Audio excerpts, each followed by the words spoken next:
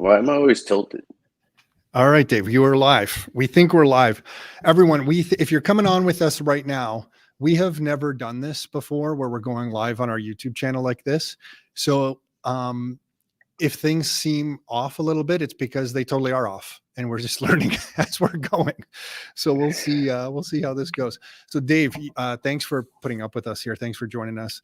I mentioned to Dave, let me check with the team. Guys, if you guys can hear me, Anthony, Aiden, can you guys wave your hands? Can you hear me? No, nobody can hear me. Yes, Anthony. You can. Oh, Anthony's making an appearance. All right, sounds good.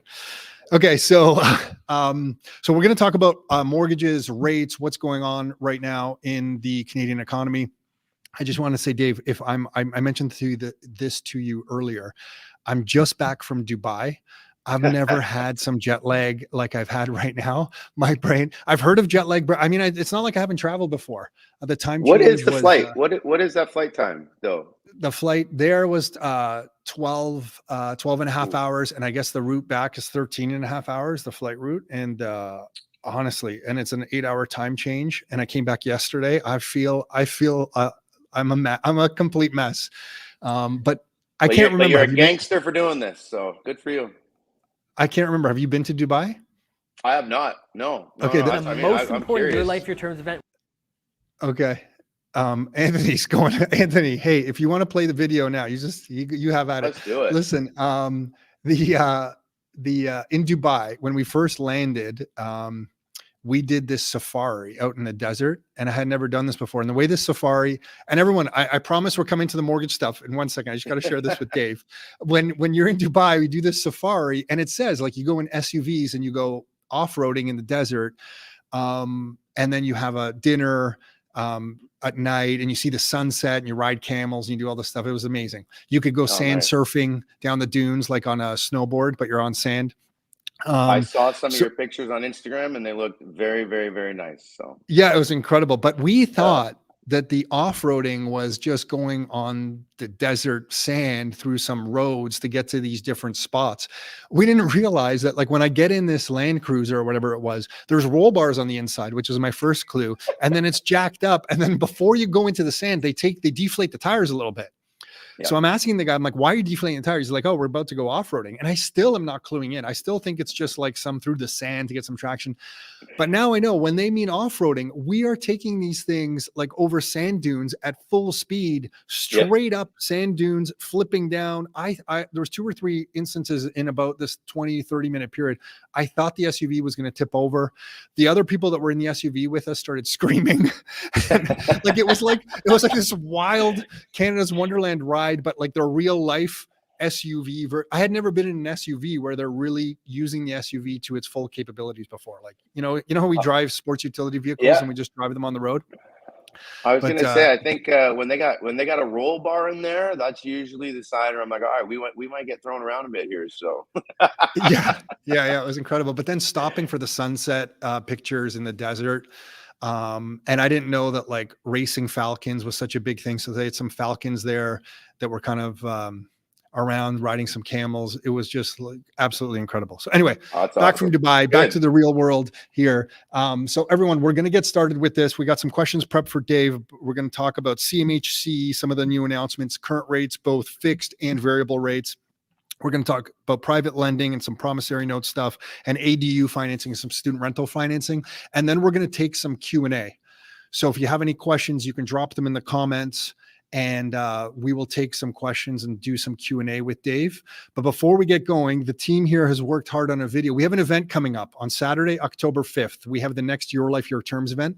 This is where we have like hundreds and hundreds of investors that clients we're working with come together. We have some great guest speakers. We put a little video together. The theme for this one is Pirates of the Caribbean is kind of like the theme. We always have a theme for these different events. So the video that you're about to see is Anthony dressed up as a pirate explaining what's going on. So we're going to play that video, our little promo for the Your Life, Your Terms event. Then we're going to be right back with Dave to dive into some of this financing, and we will go from there. So Anthony, if you want to start the video, let's see how this goes.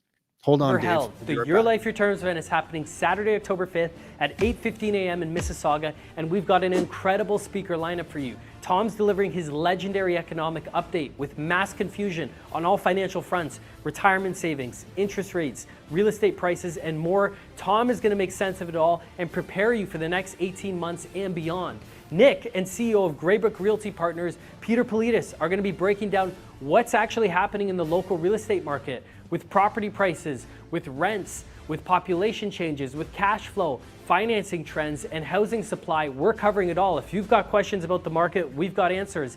Then Nick is hosting 3 top Canadian real estate experts, tenant placer Hart Togman, mid-rise developer Leonid Koyov, and condo developer Mike Ryrot, and they're going to be talking about how to thrive in this real estate market from multiple different angles. Rockstar coach Mike DeZormo sharing how to increase the rental income and your cash flow as soon as next month and in 2025 and beyond on your entire real estate portfolio. And Florida builder Jim Shields is revealing the 7 huge mistakes Canadians are making when investing in the U.S. real estate. If you're eyeing properties anywhere south of the border, I don't care where, you don't want to miss this talk. And the world's top Bitcoin technology expert, Ben Perrin, aka BTC Sessions on YouTube, is hosting a live Bitcoin workshop showing you how Bitcoin moves locally, how it moves globally, how to use the Lightning Network, and best practices for storing and managing your Bitcoin savings for generations to come. This is a case event if you're seeking financial freedom. So mark your calendars for Saturday, October 5th. Make sure you don't want to miss this. If you're a Rockstar Inner Circle member and you're not registered yet, I don't know what you're doing, but you can register yourself and your guests for free, but hurry on up. If you're not a member yet, go to yourlifeyourtermsevent.com, learn more about this event, and grab a ticket. That's yourlifeyourtermsevent.com. Get a ticket as soon as possible to get the best price possible. You don't want to wait. You're going to save the most amount of money by getting it now. So save your seats and get ready for an important day of growth, networking, and fun. This is the most important Your Life, Your Terms event ever, Saturday, October 5th.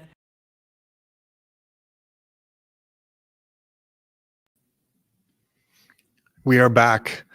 Anthony, great job with that. I think you should dress up as a pirate in the office every day and walk in every day with the pirate. I'm going to I'm going to add these just so we can go over this stuff. So drop some questions in the chat when you have questions for Dave. We're going to go through some of this information. These are a couple data points we picked up from Ben Rabideau, some of his stuff, and I just want to share this. Dave, this is to cue us on some of the questions that are going to be coming your way.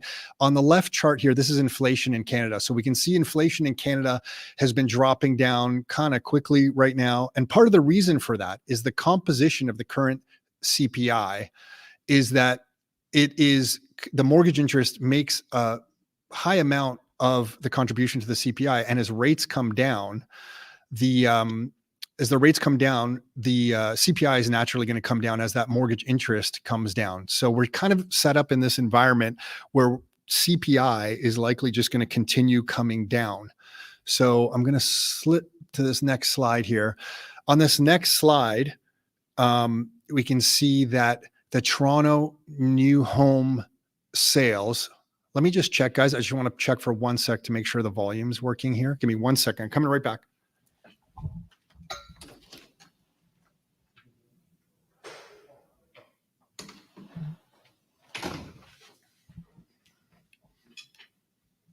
Sorry, Dave, I left you hanging there. No, it's okay. So the volume is working. So on the left chart here, we can see that condo starts are starting to come down and new condo sales, you can see where they are.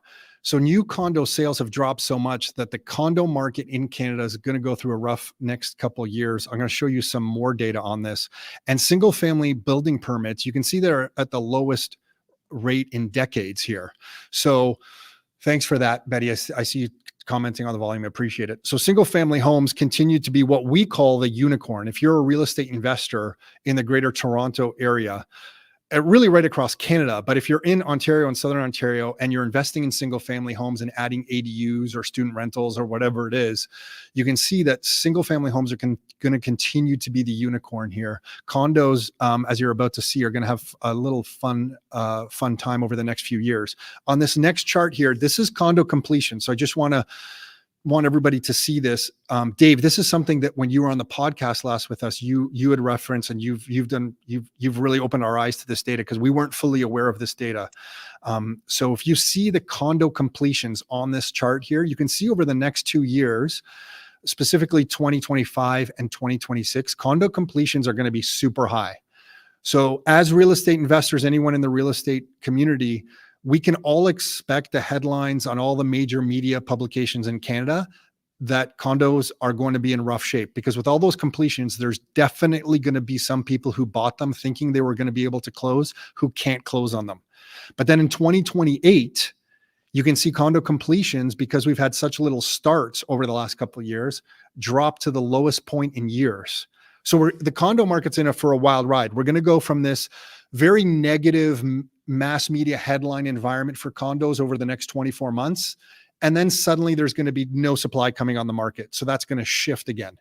So the condo market specifically is going to go through some wild gyrations in the media over the next little while. Housing starts in Canada on this left chart. You can see rentals and condos and single family homes. You can see what's happened over the last little while, sorry. Rental units and condo completions are clearly surpassing single family home starts. So again, if you're an investor, there's nothing wrong investing in condos if that's your thing. We just specifically like single family homes and the strategies that single family homes offer us with different income strategies that we can put on them. Because they're being produced less and less, they continue to be the unicorn in the real estate investing world to us. And then you can see single family home building permits across Canada here dropping to its lowest level in decades. So just some insight. The condo market is going to go through a wild time. We should all be ready for the headlines where condo market is just completely saturated. And then in a couple of years, it's going to be, where are all the condos? There's no condos. And single family homes is, as long as there's a structural imbalance between the population growth here and the supply of single family homes, which there clearly is, we can see that single family homes, in our opinion, are likely going to have continued good demand. So if you have any questions on this stuff, put them in the chat and we'll get to them. I have a last couple charts here to share before we go with Dave. Here's the Bank of Canada's policy rate plan, that over the next few meetings, they're going to continue to cut rates. So they've cut rates several times already. And now the kind of expected plan by most Canadian economists is just they're going to keep doing so. And then you can see bond yields where they are. So both variable rate and fixed rates have both come down.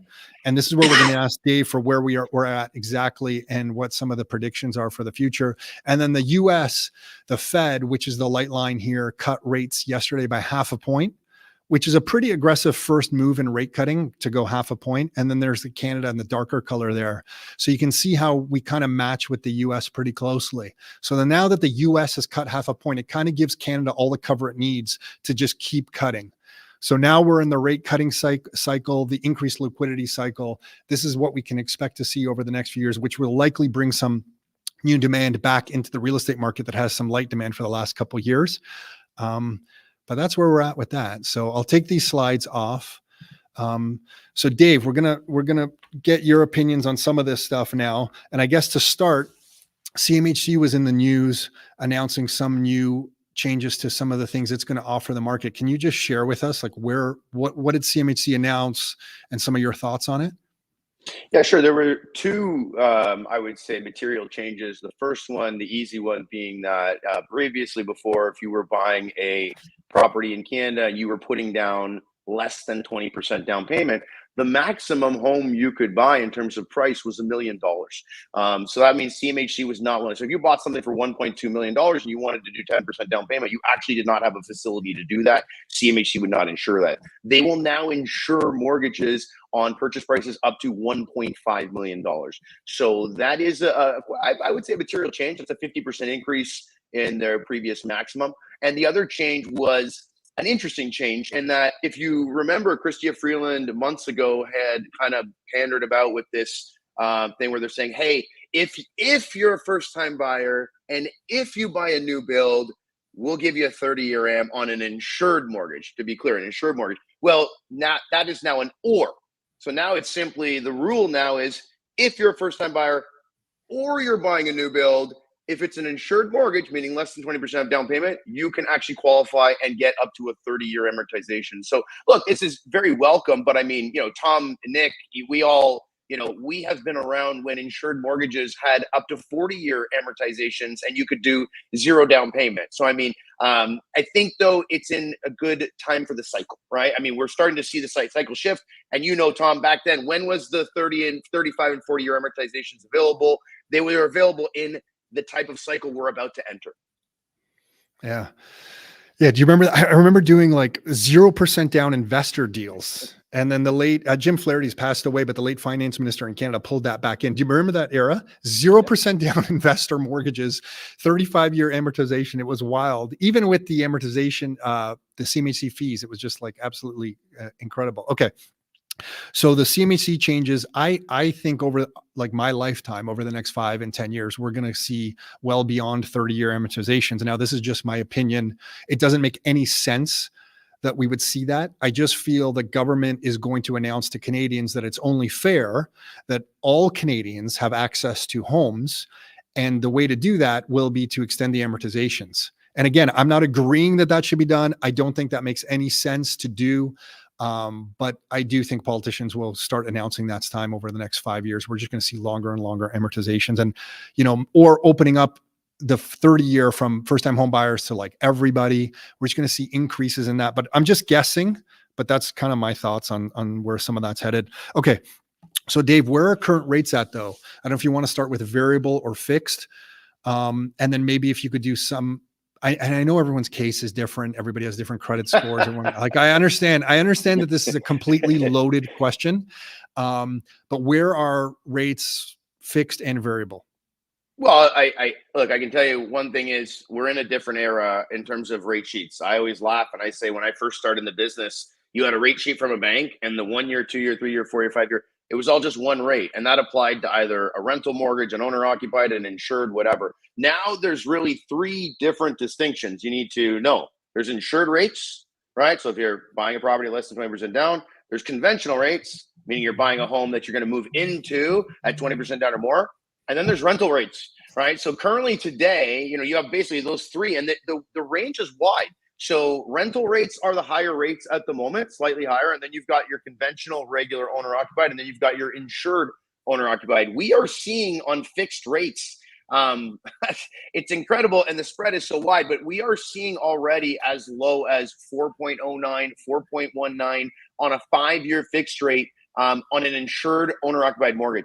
So for those first-time buyers that are looking to buy at less than 20% down, the interest rates in terms of the fixed have been coming down quite a bit, as you showed in your bond market chart there. The other idea is that on conventional, so say for most of us that are, let's say, selling a home, we want to go buy another home to move into, we're seeing around 4.5%, even a bit higher on a 5-year fixed rate. And then, of course, if it's a rental, we're seeing even in the high 4s, low 5s. So you can tell there's about a 1% variance from the back ends, I guess, that you would say of the range there. And then on variable, look, this is the crazy part. Variable right now, you're talking as low as, let's say, I've seen as crazy as 5.3, 5.4, which is like prime minus 1% or more. And I've seen on rentals, prime minus 0.2, right? So you're getting like 6.25. So again, very wide. But this is where things are getting very interesting because, and to kind of explain to people, the bond market is a real-time market that controls the fixed rates. And the variable rate is not a real-time market. It's a preset 8 meetings a year market where they can be changed. So the reality is what we're seeing is it's being priced in. The reason why you're seeing fixed rates lower than variable rates right now is because real-time traders are making their bets on where the Bank of Canada is going to end up with their rates. And the fixed rates are beating the variable to the punch. We have to be very clear on one thing.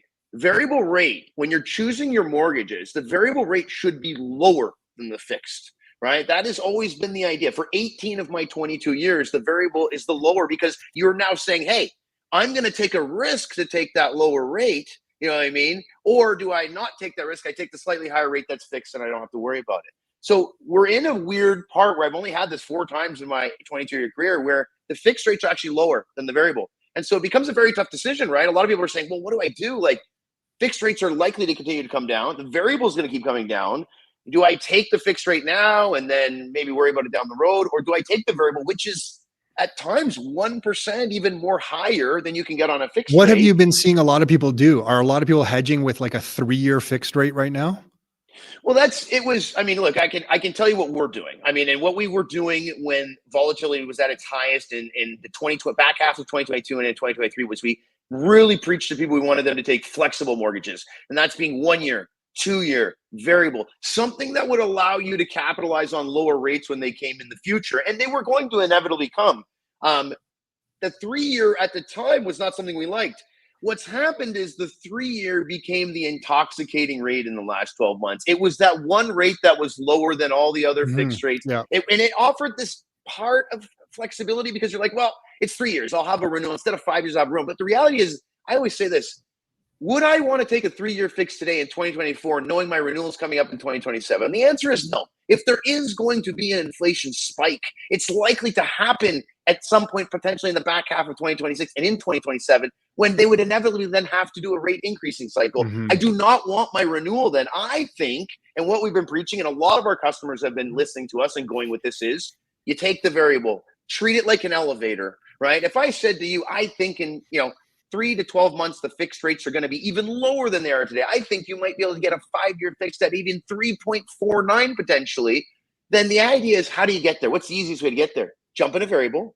As the rates can continue to come down, the variable rate offers a clause in it called conversion. So at any time in your variable rate, you can actually just call the bank and say, done, don't want variable, I want but if fixed. I have a variable rate, and I do want to switch it to fixed at that moment, do I have any negotiation on the fixed rate? When you're renewing a mortgage and you go to a new fixed rate, when your term's expired, you can negotiate with the bank a little bit on the renewal. They're going to tell you, hey, here's the rate we're offering you, but then you can say, no, I might take my business elsewhere. Please give me a better rate. And they'll generally just oblige and give you a better rate. When that happens, if you're in a variable rate, and you call the bank and say, holy shit, I don't like what I'm seeing. Can I fix the rate at a competitive fixed rate? Or am I forced to accept whatever the bank, like the posted rate the bank's putting, which isn't necessarily the best fixed rate at the time? So good question. The answer is this, is that you will get a competitive rate. It will not be the renewal rate, which would probably be 0.2, 0.3 better, but you are going to get a competitive rate. If everyone else, so you're not getting the posted rate. You are going to get a competitive rate. Okay. You are getting a discount rate, because the reality is this, the banks know as well that a variable rate offers flexibility and that the penalty to exit a variable rate at any time is 3 months interest penalty. So there is a bit of leverage, even though the customer is signed to that lender and the conversion is only with that lender. The reality is the lender is not going to offer you something where it's just an easy decision for you to leave and pay that small 3-month interest penalty, because that's the key thing. Remember, variable rates are 3 months interest. They don't have an interest rate differential penalty like fixed rates do. So there's no chance of you paying a $50,000 penalty unless you have a $10 million mortgage, of course. But I mean, the idea is you don't have to worry about penalties like that. So there is a slight bit of leverage, but will you get that renewal rate that people are saying? No, but it's going to be potentially 0.1, 0.2 higher. It will be a rate that will be competitive on the street for sure. Okay, got it. Because that's what we're to telling. answer your question. Sorry, I was going to say, to answer your question, we are seeing. No, Dave, you just keep talking, variable. Dave. The stage is yours. You just keep going. No, but to answer your question, we are seeing a lot of people take the variable. Less and less people are taking the 3-year because they're actually buying into what they're seeing, which is, look, every day on the news, CIBC talking about jumbo rate cuts coming, this type. People are actually seeing what we've been saying was going to happen and saying, okay, I believe you. I'm going to do this, but I don't love, and I've been very upfront with this and very vocal about this. I do not love a renewal in 2027. Okay. And that's the biggest thing we're trying to explain to people, is that in the 2010s, that decade from 2010 or great financial crisis to 2020 was this very steady projection of rates. Like rates just were steady. It was easy to look at the real estate market. This decade, the rest of this decade, definitely, we're trying to prepare everyone for extreme volatility. Rates were low at the early part of this decade. I mean, the pandemic hit, rates came right down. Then rates have gone up. Now they're going to go through a down cycle. And like you're saying, in the next 24 months, when another wave of inflation hits, because of these lower rates, they're likely going to have to raise rates again. So this decade is going to require some sophistication in your real estate analysis, because to us, volatility is the new normal. Yes. With debt levels in the world the way they are, slight changes in rates and what the central banks decide, really deflect off the bond market and make the bond market go haywire. So we're going to see rates go up and down, and everybody needs to be prepared for volatility. So, and thanks. We see your question in the chat. We're going to take some. I want to keep moving here a little bit. Dave, two questions in kind of the private lending market. The first question is, if someone needs to borrow money privately, what is the current rate? And again, I know that's a loaded question because every situation is going to be different. And then there's a lot of stuff in the news, and we don't have to get into any specifics on promissory notes and where some lending has gone bad. Is that something that anyone even needs to pay attention to? Can you give a couple headlines on what happened in that world? But let's start with private lending. What's the private lending market looking like right now? Private lending market is definitely not as very detailed as the regular bank market, which is interesting because you would think it should be more complex. But we are seeing on first mortgage privates, we are seeing anywhere still between 7 to 9%. So you're still single digits, and it's getting a bit more competitive because look, private lenders, when they see the real estate market potentially could start to open up, they start to open up their restrictions. And so we are seeing, I've been having multiple calls with private lenders in the last couple of weeks, just kind of giving us their parameters, letting us know they're back, that they believe that some of the uncertainty is over with, and that they're ready to re-enter the market. So we're seeing first mortgages anywhere between 7 to 9%. Second mortgages, we're seeing anywhere between, say, 11 to 13%. Rates didn't change as crazy as it sounds. With as much as the Bank of Canada changed rates, you didn't see privates change as much. At the end of the day, private investors, generally speaking, have a range that they're looking to get.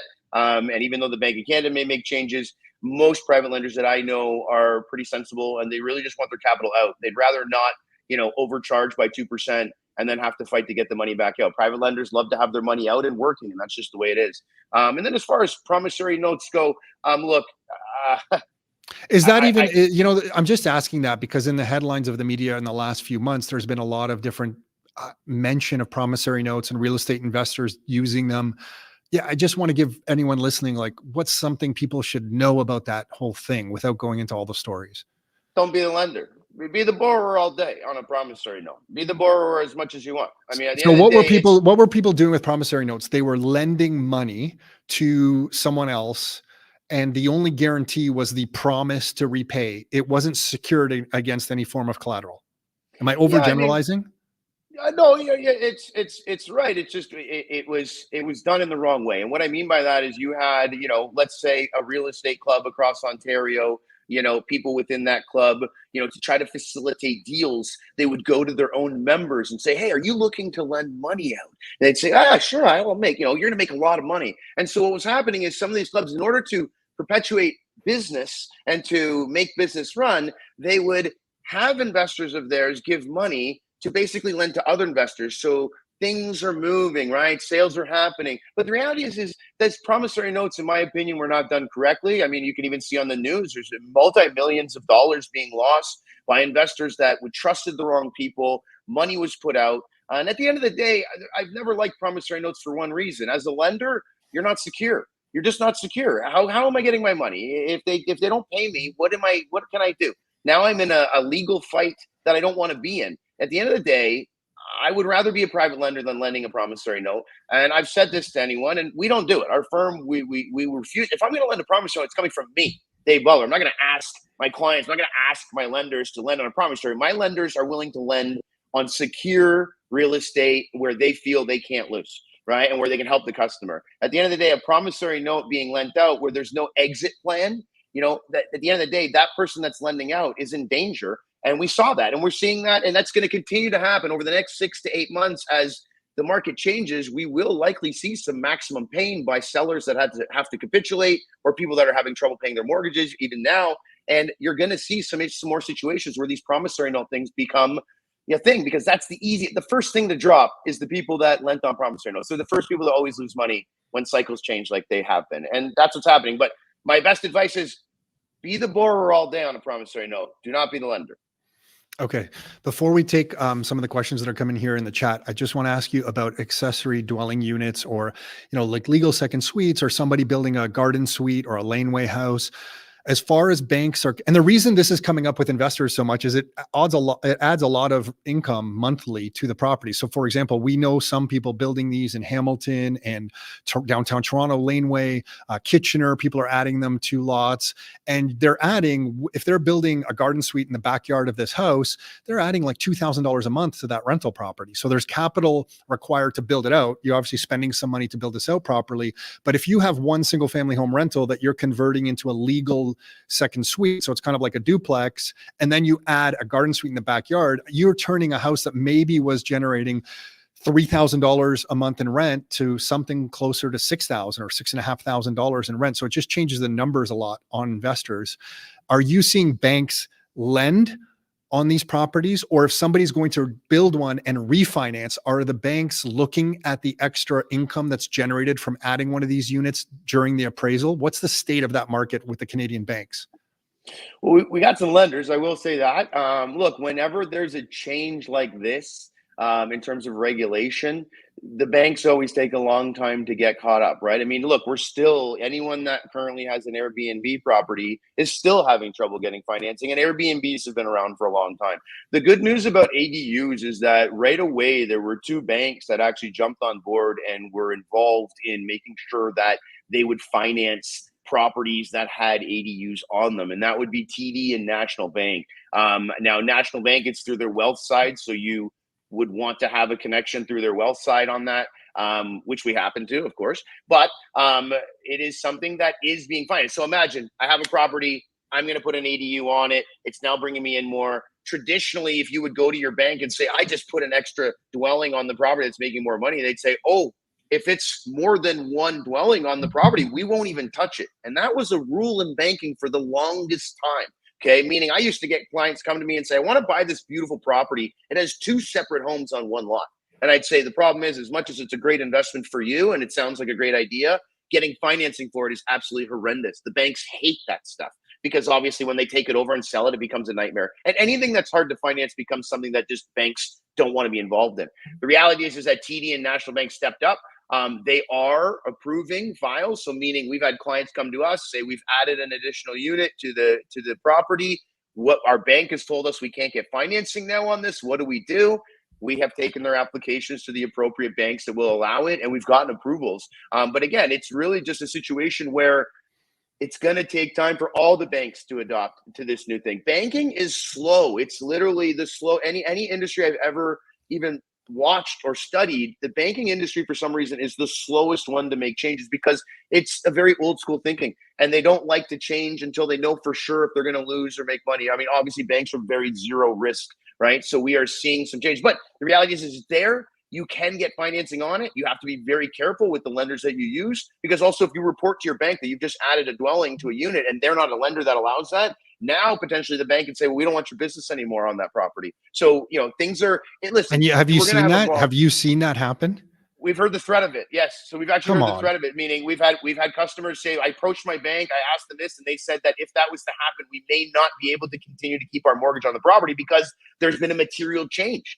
And it's against the current bank rules. Then effectively, now I don't think the banks want to do it because every bank wants that mortgage. But the reality is under threat, it has happened. So I remember every day. Yeah, I remember owning a student rental by York University that was financed by one of the big Canadian banks, and I guess their auditors at one time decided they didn't want anything to do. It was a declared student rental.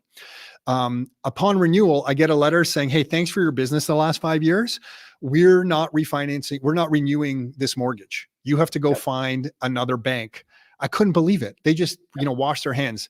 So on that question around student rentals, are there banking options available? And the reason I'm asking about student rentals is specifically around Guelph, Western, Brock, McMaster.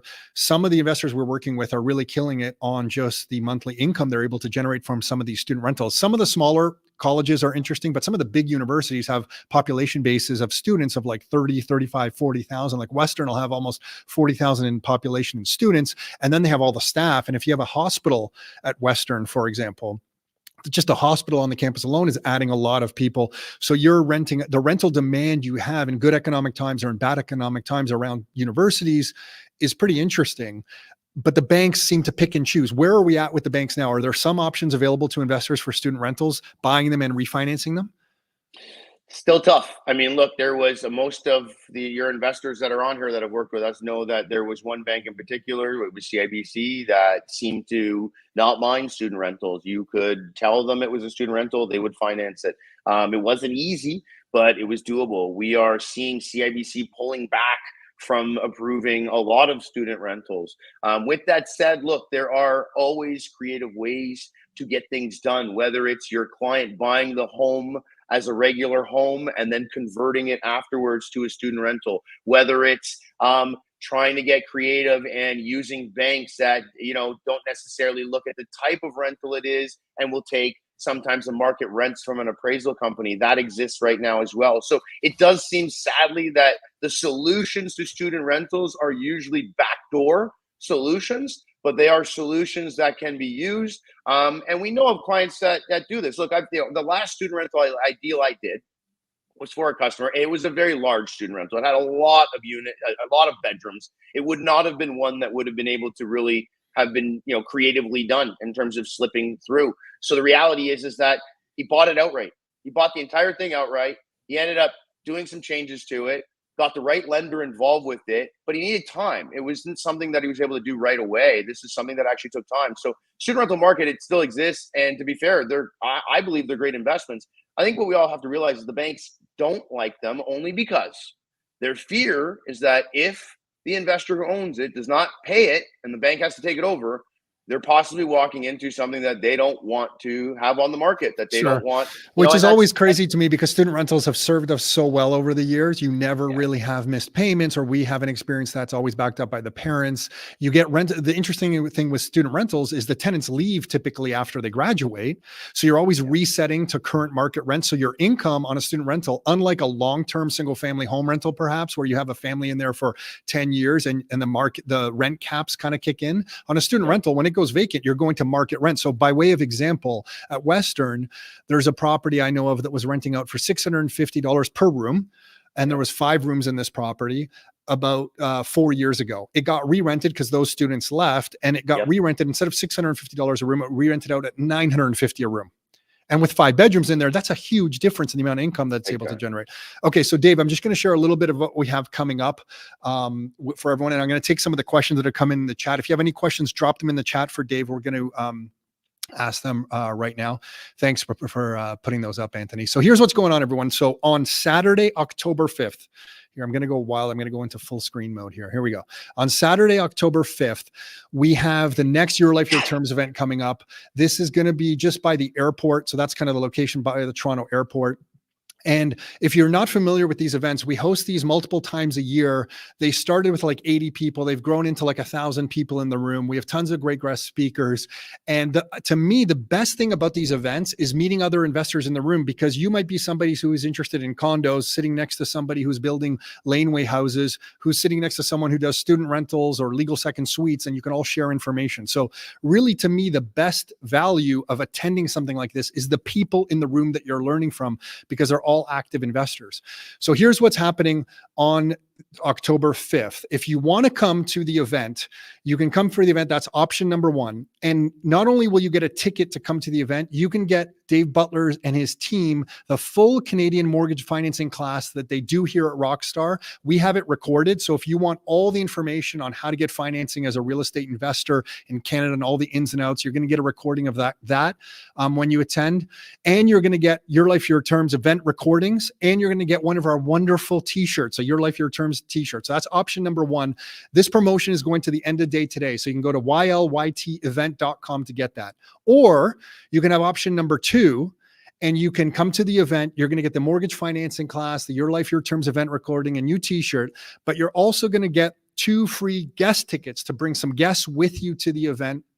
And you're going to get access to all the different classes that we have here at Rockstar. So you can come to the event and you can get access on the screen now. You can see the Better Mortgage Select class right here, the mortgage financing class taught by the Better Mortgages Select team. That's one of the classes, but you're going to get access to the student rental class and the rent to home, your home for top dollar, the bookkeeping class, the landlord rights class, buying properties in Florida, our Fast Start tour, tax planning class, using corporations when you're investing, the multi-unit class, joint ventures, Airbnbs. You're getting access to all of these classes that we put on here at Rockstar. So if you take option number 2, when you go to ylytevent.com, you're going to get access to the event on Saturday, October 5th, 2 guest tickets, and access to all the other classes that we put on. And you'll become one of our Rockstar Inner Circle members, where you get access to our newsletter and all these wonderful things. So that is option number 2. So if you want access to Dave Butler's full class and everything else we're doing, that's option number 2. We're keeping these promotions live till the end of day today. So that's ylytevent.com. Option number 1 is available to you, and option number 2 is available to you as well. So hopefully that was clear. Let me bring Dave back on here. Here we go. So Dave, we have some questions that are coming in here. I see one question from Dave I want to ask. So Dave, I'm going to ask your question to Dave. What are you seeing on the sale of duplex conversions? I think they'd be attractive to home buyers to have a way to offset the cost, but they're not sure they're having in the market. Dave, are you seeing anybody sell new duplex conversions? Or investors keeping them? I can give my answer as well, but are you seeing people sell these properties? Are they moving? Do you have any insight into that? No, I don't. I mean, every investor that I speak to, in terms of a property like that, is not really looking to relinquish it unless for because some they added reason. the income and they're keeping the property. Yeah. So Yeah, what and we to are, be- yeah, go ahead. what we're seeing on those, when they are, what people aren't doing is, like Dave's saying, not selling them, they're refinancing them. And they're working with Dave's team to get the appraisal on them. And then they're using comparable. Sometimes the appraisals coming in, as we kind of discussed, lower than they hope, because the rest of the street doesn't have a legal second suite or a laneway house or a garden suite in the back. So they're waiting for some comparables in the city to sell. So some of them are selling, and those are typically getting higher prices than a normal single family home. And then they have some comparable to use with the appraiser to refinance that property and extract some equity that they built in that property. So it's a little tricky right now, but that's what we're seeing on those. Dean has a question. Even to jump in there, Tom, on that. I mean, I can tell you just from my side in terms of duplexes.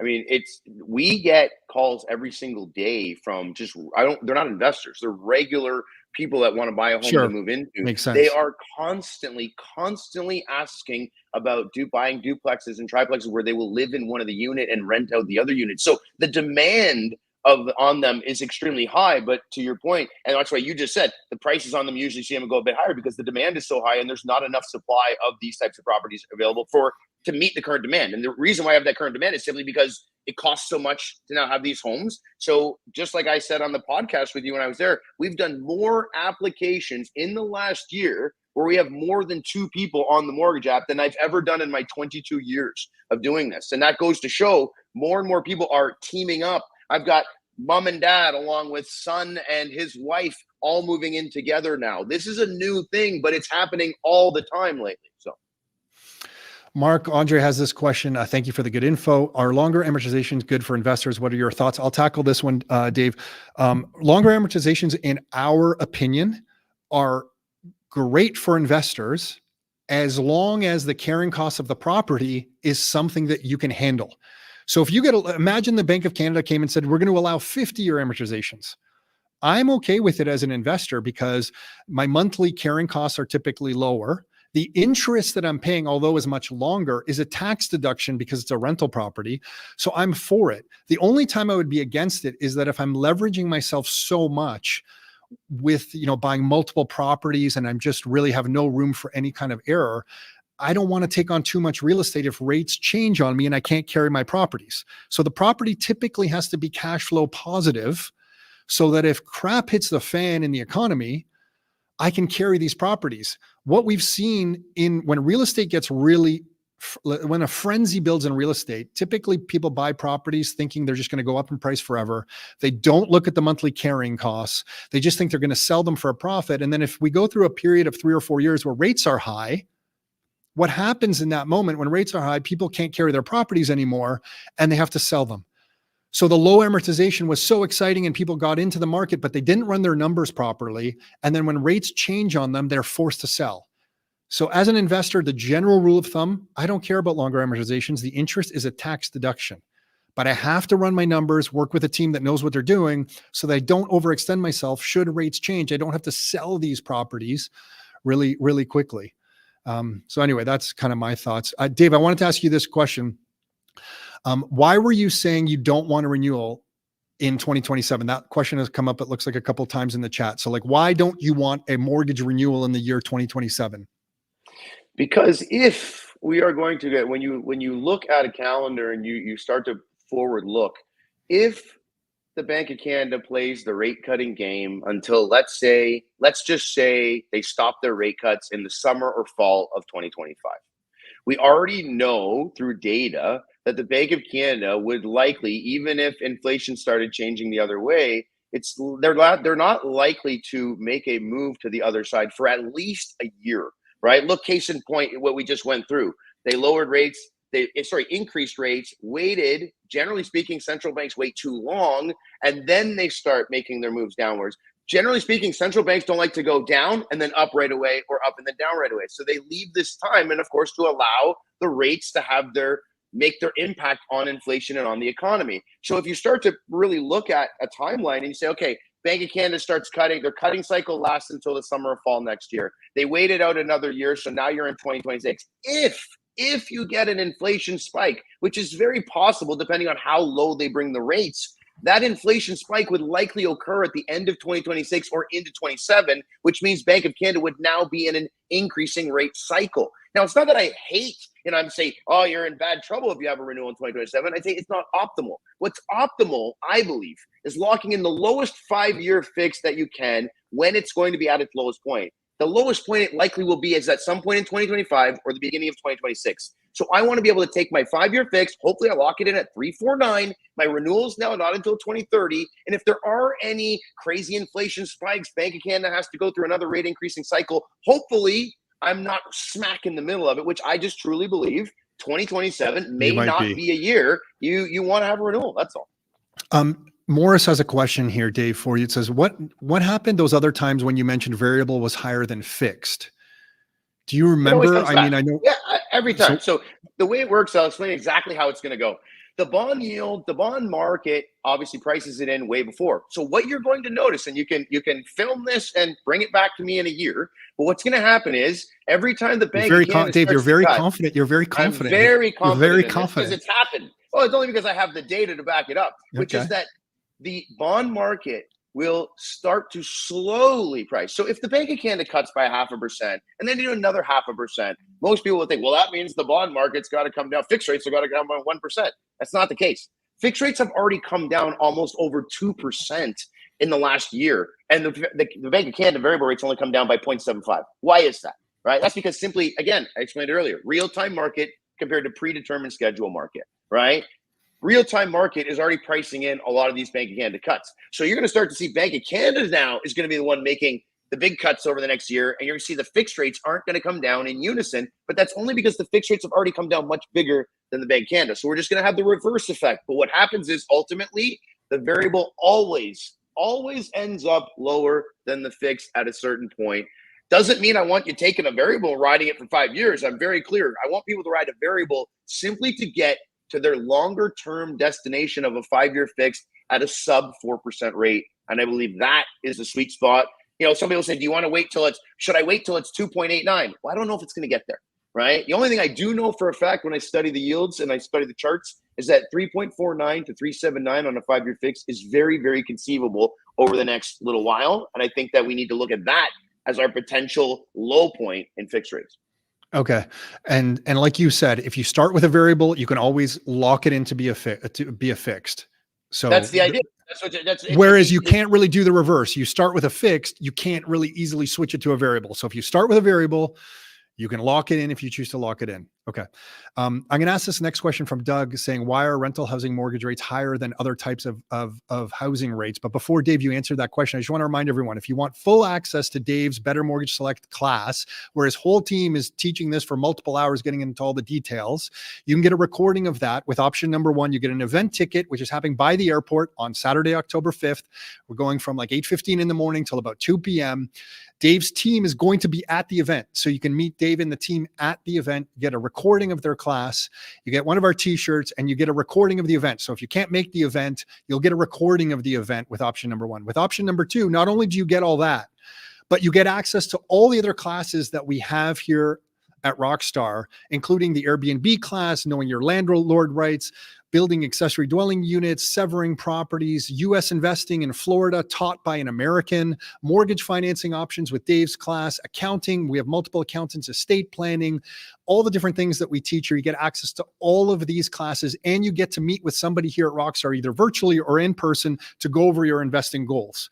So if you go with option number 2, we have this promo tonight at ylytevent.com where you get access to the event, but you get access to all our other classes, and you get to meet with one of our coaches here. So that's a special promotion. We typically don't offer this, but we're offering that to the end of the day today. So that is option number 2. So Dave, can you answer, why is rental housing mortgage rates higher than other types of housing rates? I'll give you the best answer I can, Doug, which is that our government back in 2018 decided to make changes behind the scenes to the securitization of funds for banks and for smaller lenders like monoline lenders. The reality and the result of that is that the banks ended up with a monopoly on the conventional mortgage space. As soon as that happened and the banks realized they had an advantage on their smaller counterparts, they effectively started making new rate sheets that had different rates for different amortizations, different rates for insured, different rates for conventional, and different rates for rentals. The banks don't love rental mortgages. Let's be realistic. They believe that you as investors are not clients that are going to buy their products that they want to sell you. You're not likely to buy their insurance. You're not likely to take all their bank accounts and their credit cards because you're an established investor. So they don't really look at you as an investor as, well, I really want this business. That's my job to try to obviously pitch that to the bank and get them to take your business. But the other reason is that they just easily assign risk to it. And especially with our current landlord-tenant board and with everything else going on in that market, the reality is that a bank taking over a home from an investor that is renting it out and cannot pay their mortgage creates a problem for the bank. It's going to take them a lot longer to sell the home because they can't just go and sell it with the renter in there. They have to deal with all that. And so as soon as that happens, banks say that is risk. As soon as you say the R word to someone inside the bank, that means higher prices. And that's it. That's how what it a goes. great job. The banks have the greatest business in the world. Geez. Okay. Dave, I'm going to sneak in 2 more questions here. John, thanks for summarizing what Dave is saying there. In layman's terms, Dave is suggesting refinance all your properties into a fixed product before the end of 2026.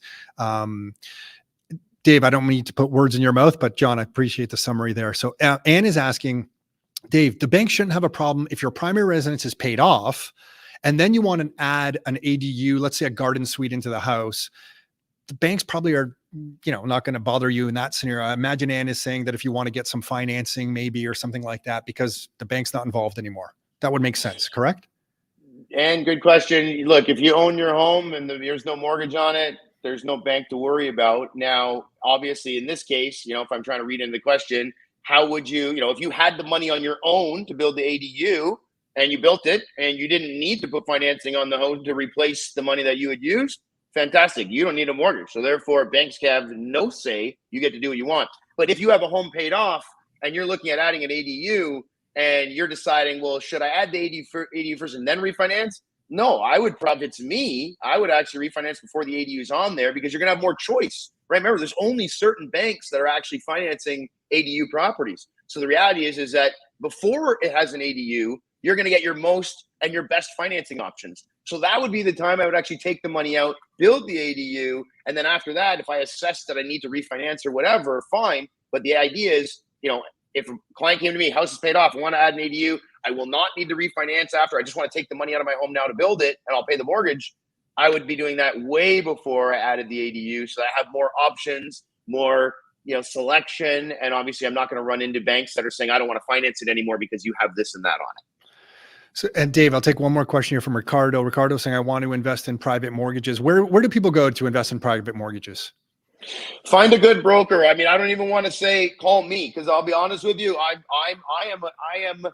am a mortgage broker that is happy to put out lenders' private money. But this, Tom, and anyone that's dealt with me at Rockstar knows this. I'm not going to be the fastest guy to get your money out because I'm picky. I unlike some of these people that have ended up in the press and have lost their mortgage licenses, I do this for a living, and I'm not interested in losing my license or having anyone lose any part of their investment in anything in life. And I am very picky. I even remember being on a Rockstar thing years ago saying, and people calling me conservative, saying, well, you're too conservative with your private money. I said, well, we will find out who's the winner when the market turns. And the reality is some of these people that were lending out at 95% loan to value, they don't have that money anymore. It's lost. So the idea is, if you want to lend in private mortgages, find a broker, first of all, that you can trust, that you feel is someone that's not going to put you in a bad spot. And also potentially open your own private company and advertise and bring in leads and assess those files yourself. You should not be lending more than 85% loan to value. And I'm happy to teach more about that in the classes. That is something we are happy to go over in much more detail. Private lending is not something I can answer a question on in 5 minutes, though. So remember, on Saturday, October 5th is the Next Year Life Your Terms event. Dave is going to be there. His team's going to be there. We have a stacked lineup. You can go to ylytevent.com to get option number 1 to be there, and a recording of Dave's mortgage class. Option number 2, you can get all of that, but you can also get access to all the other classes that we have here at Rockstar, including meeting with a Rockstar member of the team to answer your real estate investing questions and come up with a plan. Basically, we start with, listen, what are your short-term objectives and what are your long-term goals? Maybe we can help you, maybe we can't. But we need to have that conversation, so you can sit down with somebody on the team here and have that conversation, and we'll tell you if we can help you or we can't help you. That is option number 2. Both of those are available at ylytevent.com till the end of day today. This is a special promotion we're trying out for doing this. Dave, I know you're busy. Thank you for doing this. Thanks for putting up with me with the jet lag brain here. I need a couple more days, but I appreciate you doing this, Dave. You did good. And thanks for everybody tuning in. Sorry? I said, I didn't even notice, brother. You're good. Oh, I feel it. But thanks for everyone tuning in. This is the first time we've gone live on YouTube like this. So appreciate some of the patience with our audio and stuff like that. Looks like we got it rolling. And Dave, we'll see you soon. I know this weekend we're going to have some fun. So see you soon, Dave. Thanks for doing this. Thanks for everyone. If you want more information, ylytevent.com until the end of the day. Thanks everyone for tuning in. Talk to you soon.